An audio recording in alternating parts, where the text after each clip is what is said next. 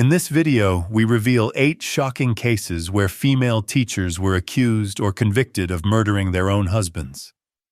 These aren't just stories of crime. They're stories of betrayal, manipulation, and deadly secrets buried behind the chalkboard. Stay until the end, where we explore the psychology behind these cases and ask, could anyone have seen it coming? Case number 1. Pamela Smart. The teacher who used her student to kill. Pamela Smart was just 22 years old when she began working as a media coordinator at Winnicott High School in Hampton, New Hampshire. Young, charismatic, and ambitious, she had a dream job and a seemingly happy marriage to her high school sweetheart, Greg Smart. But in May 1990, that picture-perfect life shattered when Greg was found dead in their apartment, shot in the head. At first, the community was in shock. Greg had no enemies. Pamela appeared heartbroken. But police began to uncover strange details, starting with Pamela's inappropriate relationship with a 15-year-old student, Billy Flynn. She wasn't just helping him with school projects. They were having an affair. Billy would later testify that Pamela had manipulated him emotionally, telling him that her marriage was abusive, that Greg was standing in the way of their love, and that the only way they could be together was if Greg were gone. And so on May 1st, 1990, Billy and 3 of his teenage friends entered the Smart residence. While Pamela was out at a school meeting, they executed the plan. Greg was shot and killed in cold blood. At first, Pamela denied everything. She cried on national TV, gave interviews, and insisted she had nothing to hide, but investigators obtained recordings secretly made by one of her friends, where Pamela seemed to admit knowing about the murder in advance. The case became a media frenzy. A beautiful young teacher, a teenage lover, a murder-for-love plot. It was the kind of true crime that Americans couldn't look away from. In 1991, Pamela Smart was convicted of conspiracy to commit murder, witness tampering, and being an accomplice to first-degree murder. She was sentenced to life in prison without parole. Billy Flynn and the other teens who carried out the killing were sentenced to shorter terms and have since been released. Pamela remains behind bars to this day, still claiming her innocence. She insists that while the affair was real, she never intended for Greg to die. But to the jury and to much of the public, her emotional influence, manipulation, and cold detachment made her just as guilty as the trigger man. Pamela Smart's case isn't just about murder. It's about power, obsession, and how far one person might go to feel loved or in control. Case number 2. Sandra Melgar, the Bible teacher and the 31 stab wounds. On December 23, 2012, Sandra Melgar and her husband Jaime were celebrating their wedding anniversary in Houston, Texas. They had been married for 32 years. Sandra was a respected Bible study teacher in her community, soft-spoken, religious, and seemingly devoted to her husband. But by the next morning, Jaime was dead, stabbed 31 times in the couple's bathroom. Sandra was found tied up in a closet, claiming to have blacked out during a home invasion. At first, the story seemed plausible. The scene looked chaotic. Sandra said she had suffered a seizure and lost consciousness while intruders murdered her husband. But police quickly noticed things that didn't add up. There were no signs of forced entry, no valuables stolen, no clear evidence of a break-in. Sandra's injuries were superficial light bruises and rope burns that didn't match the level of violence inflicted on Jaime. Investigators became suspicious. And when they dug deeper, they found more inconsistencies. Surveillance footage and medical records revealed that Sandra had no known history of seizures around the time of the incident. Her recollection of the night kept changing. One moment she claimed to have heard voices. The next, she didn't remember anything at all. The motive prosecutors pointed to years of tension in the marriage, financial troubles, a lack of intimacy, and Sandra's desire for independence. They suggested she had snapped and staged the entire crime scene. In 2017, 5 years after Jaime's death, Sandra was arrested and charged with murder. Her trial captivated the Houston community. Supporters claimed she was a wrongly accused disabled woman who loved her husband. Critics pointed to the cold, staged nature of the crime. After weeks of testimony, a jury convicted her of murder, and she was sentenced to 27 years in prison. Sandra continues to maintain her innocence. Her legal team has filed multiple appeals, arguing that the evidence was circumstantial and the seizure explanation was ignored. But to the prosecution and to Jaime's family, the truth is already clear. Sandra Melgar, the church-going teacher and loyal wife, orchestrated one of the most deceptive murders they had ever seen. It's a case that leaves a haunting question: how well do we really know the person we've been married to for decades? Case number 3. Barbara Opel, the teacher's aide, who paid kids to kill. Barbara Opel wasn't a certified teacher. She worked as a teacher's aide at a middle school in Everett, Washington. She helped children with disabilities. She supervised homework. She smiled at parents during pickup, but in 2001, her life took a terrifying turn when she masterminded the murder of her live-in partner, using teenagers to do the killing. The victim was Jerry Hyman, a 64-year-old man who had taken Barbara and her family in when they were struggling financially. He gave them a home. He helped support her daughter, but according to prosecutors, Barbara wanted him gone, not because of abuse or fear, but because she wanted his money. Instead of committing the murder herself, Barbara recruited her 13-year-old daughter and her daughter's teenage friends, most between 13 and 17 years old, to carry out the killing. And she didn't just ask, they were promised as little as $100 each for beating a man to death, with baseball bats and knives. Some were paid in cash, others in jewelry or use of her car. On April 13, 2001, the teens ambushed Jerry in the garage. He was beaten and stabbed multiple times. Afterward, Barbara instructed the group to help move his body, clean up the crime scene, and dig a shallow grave behind a nearby nursing home. When the body was discovered days later, police followed the trail, and it led straight back to Barbara, her daughter, and the group of teens. The community was horrified, not just by the murder, but by the fact that a mother, an educator, a mentor had encouraged children to kill, and not in rage but for greed. During the trial, Barbara showed little remorse. Prosecutors described her as cold, manipulative, and unrepentant. She was convicted of first-degree murder and sentenced to life in prison without parole. Her daughter, just 13 at the time of the killing, was also convicted, but as a juvenile. She served several years in detention before being released. The other teens received varying sentences, most between 8 and 22 years, depending on their involvement. The Barbara Opel case remains one of the most disturbing examples of adult manipulation of minors in U.S. criminal history. A woman entrusted to guide children used them to commit murder. It's not just a betrayal of one man's life, but of the very role society gave her to protect. Case number 4, Diane Borchardt. In the spring of 1994, the quiet town of Jefferson, Wisconsin was rocked by a murder so chilling it would leave a permanent scar on the community. At the center of it all was Diane Borchardt, a high school teacher's aide, a mother, and the unlikeliest of masterminds. Behind a cold-blooded murder, Diane was married to Reuben Borchardt, a widower with 2 sons from a previous marriage. Together, they had a daughter named Reagan. But over time, their marriage began to fall apart. Diane became increasingly controlling and suspicious. She would read Reuben's diary, eavesdrop on his conversations, and accuse him of infidelity. By late 1993, Reuben had had enough. He filed for divorce and was granted full custody of the children and the family home.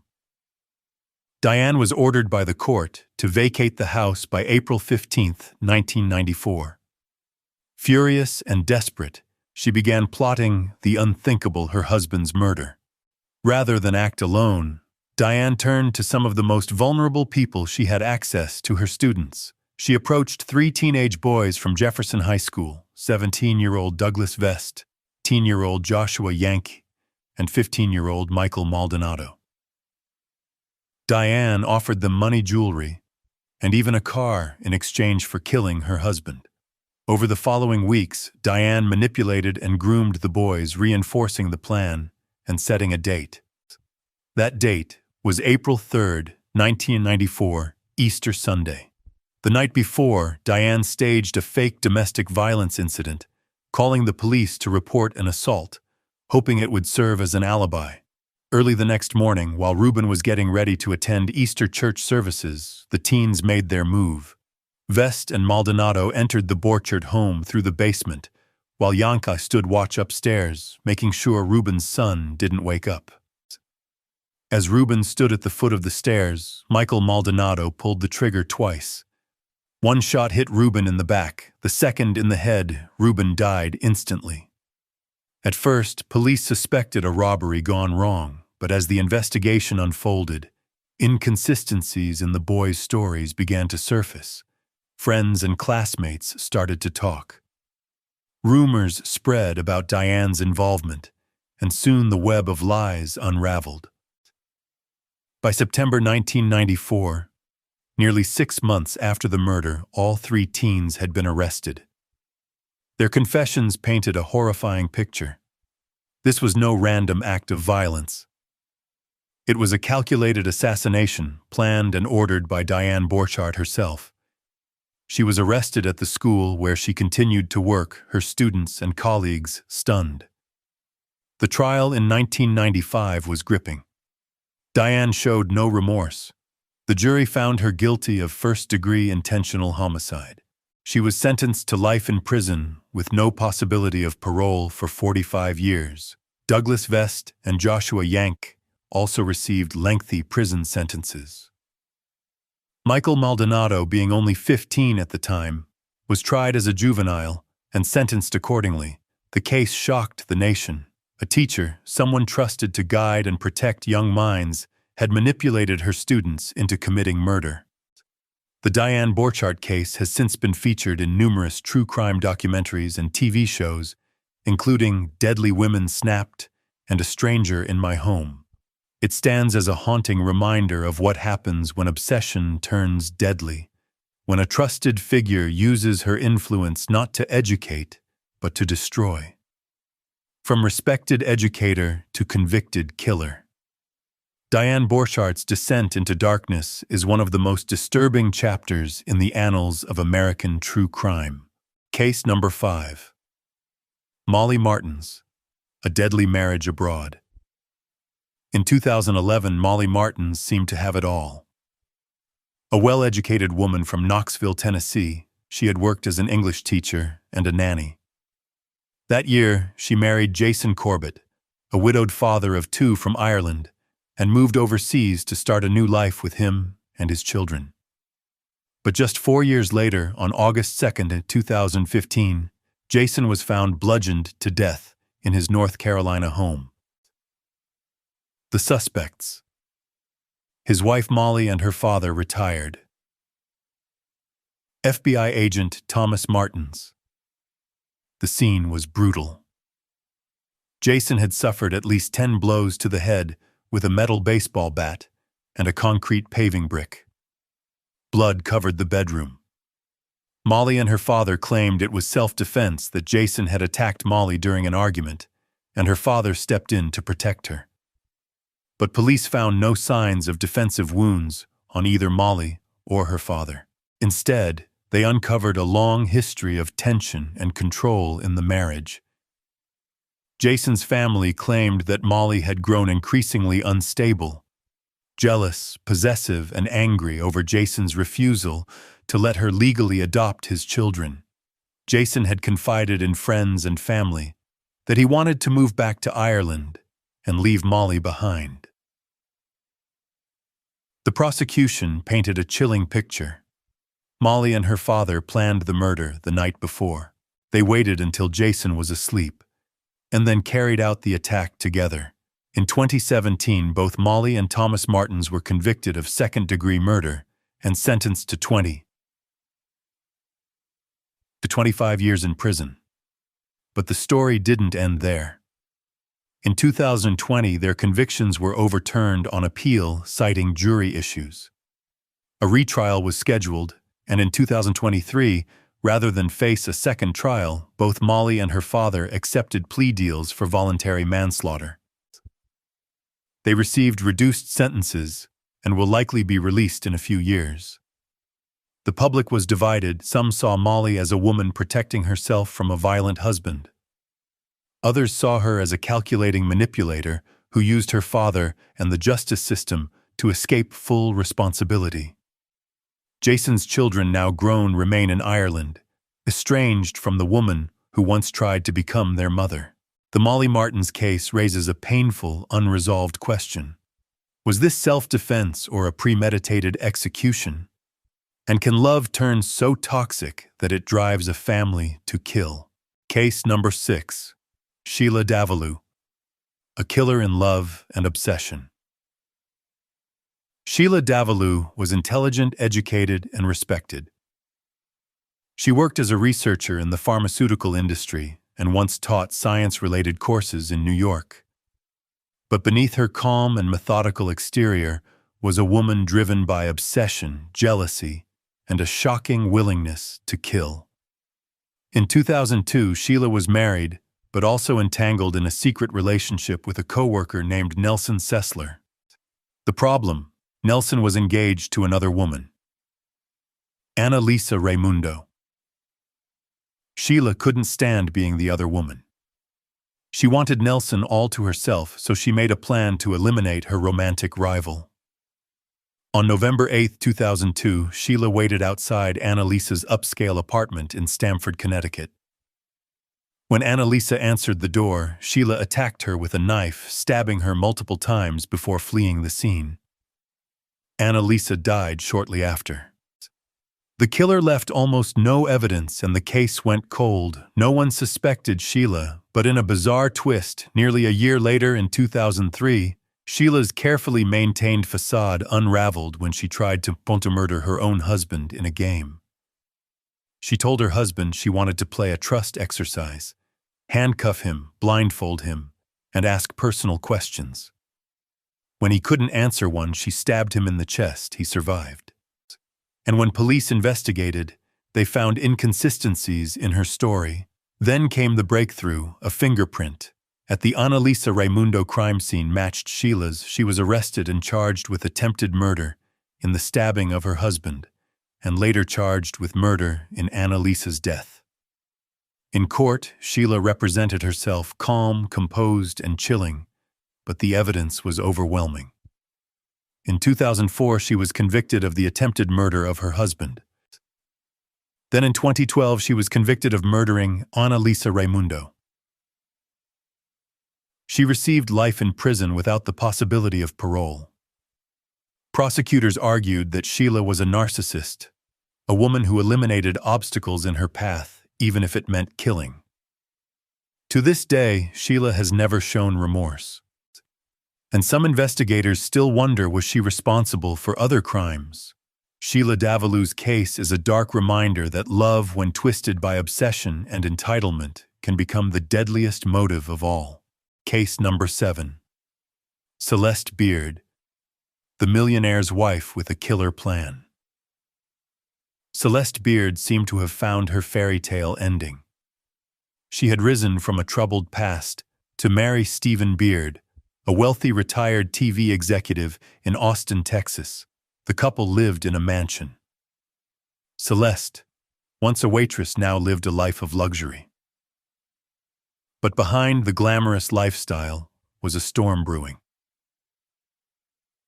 By the year 1999, Stephen, then in his 70s, had health issues and depended on Celeste emotionally, but their relationship was strained.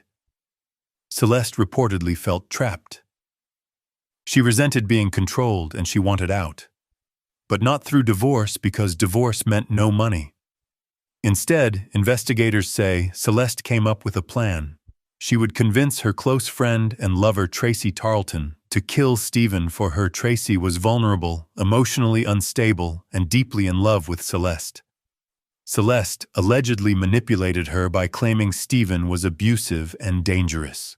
She painted herself as a victim, and Tracy became convinced that killing Stephen was the only way to save her. On the night of October 6, 1999, Tracy entered the Beard mansion and shot Stephen in the stomach with a shotgun while he slept. Miraculously, Stephen survived for a few months. Before he died in early 2000, Stephen told investigators that he was shocked and had no idea why someone would want him dead. That testimony and Tracy's eventual confession would be key in solving the case. Tracy Tarleton was arrested and confessed to the shooting. At first, she took full responsibility, but later, when she learned that Celeste had married another man shortly after Stephen's death, she realized she had been used. In exchange for a reduced sentence, Tracy agreed to testify against Celeste. Celeste was arrested in 2002 and charged with capital murder. The trial revealed a web of manipulation, secret affairs, and emotional exploitation. In 2003, she was convicted and sentenced to life in prison. To this day, Celeste maintains her innocence. She claims that Tracy acted alone out of jealousy, but prosecutors and the jury believed otherwise. The case of Celeste Beard is a chilling example of how wealth, power, and emotional manipulation can lead someone to orchestrate murder without ever pulling the trigger. Case number 8. Norma Patricia Esparza, a professor, caught in a murder plot. Norma Patricia Esparza was a psychology professor. Smart, eloquent, and seemingly composed. She had built a new life for herself, far from her painful past. But in 2013, her world came crashing down when she was arrested for her role in a murder that happened nearly 2 decades earlier. The story begins in 1995 when Esparza, then a college student, reconnected with her ex-boyfriend Gonzalo Ramirez for one night. Soon after, she told her then-boyfriend and future husband that Ramirez had raped her. What happened next turned her from victim into accomplice. Her husband, along with 3 others, took matters into their own hands. They tracked Ramirez down, kidnapped him, and brutally beat him to death with a meat cleaver. His body was later found dumped on the side of the road in Orange County, California. Esparza didn't participate in the killing, but prosecutors said she played a key role by identifying Ramirez to her husband and by not alerting authorities once she knew what had happened. After the murder, she left the country and eventually returned to the U.S., where she became a university lecturer. For years, the case went cold until one of the original suspects was arrested, and a new investigation reopened the entire file. In 2013, Esparza was arrested at Boston Logan Airport. She initially denied involvement, but eventually accepted a plea deal in exchange for her testimony against the others involved. In 2015, she pleaded guilty to voluntary manslaughter and was sentenced to 6 years in prison. Esparza's case stirred public debate. Was she a manipulated abuse survivor or a silent conspirator who helped plan a revenge killing? Supporters argued that she was a victim of domestic violence, pressured into silence by a controlling man. Critics said she had a choice, and she chose to stay silent. One fact remains: Gonzalo Ramirez was murdered, and Esparza helped set it in motion. It's a case that blurs the line between victim and perpetrator and forces us to ask, how responsible are we for what others do when we stay quiet? 8 women, 8 educators, 8 lives forever changed by rage, betrayal, obsession, or cold calculation. Behind the smiles, behind the classrooms, each of these women carried secrets powerful enough to destroy the lives they once helped shape. Were these crimes born of desperation or something far darker?